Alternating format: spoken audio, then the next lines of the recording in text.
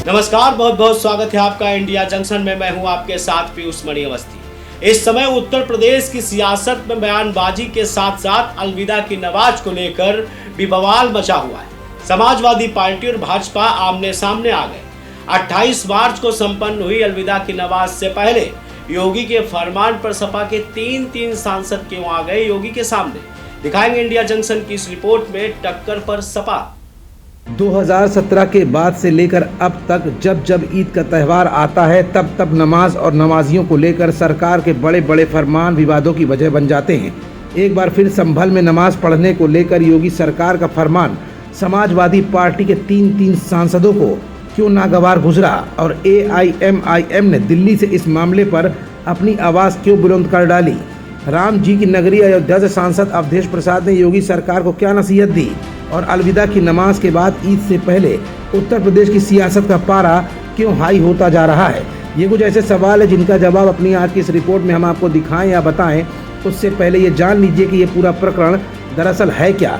उत्तर प्रदेश में रमज़ान के पाक महीने के आखिरी जुमे की नमाज शुक्रवार यानी कि 28 मार्च को अदा की गई। इससे पहले सियासी दलों के नेताओं की ओर से बयानबाजियों का दौर भी सामने आता दिखा।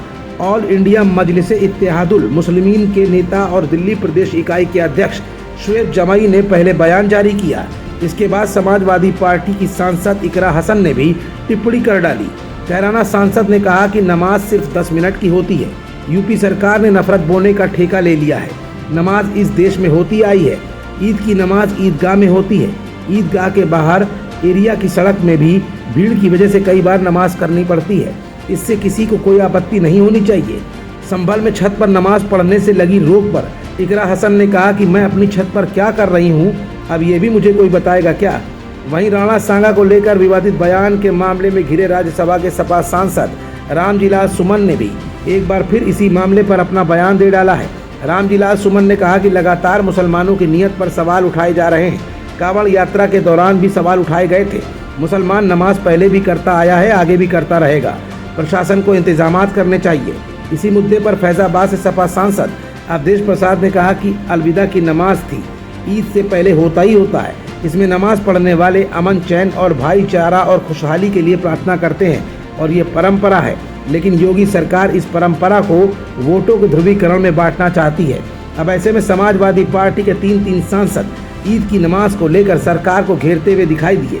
मतलब साफ है कि जहां एक तरफ योगी सरकार सड़कों पर नमाज को लेकर तमाम तरह के फरमान जारी कर रही थी, तो वहीं समाजवादी पार्टी के सांसद अपने पिछड़ा, दलित और अल्पसंख्यक फार्मूले में अल्पसंख्यकों के समर्थन में पूरी तरह से उतरते हुए दिखाई दिए।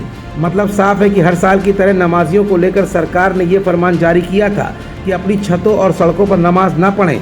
इसके बाद संभल से इस मामले में आवाज़ उठी और समाजवादी पार्टी के तीन सांसदों ने सरकार की नीयति और नीयत पर सवाल उठाए हैं। अब ऐसे में ईद से पहले योगी सरकार कड़ी कानून व्यवस्था के बीच ईद के त्यौहार को संपन्न कराना चाहती है, जिसको लेकर सरकार ने बड़े फरमान भी जारी कर रखे हैं। अब ऐसे में समाजवादी पार्टी के सांसद सरकार को नसीहत देते दिख रहे हैं। तो अब सरकार इस पूरे मामले में सपा के सांसदों को क्या जवाब, कब और किस अंदाज में देती है, ये स्थिति फिलहाल साफ नहीं है। खबरों से जुड़े रहने के लिए सब्सक्राइब करें हमारा चैनल इंडिया जंक्शन।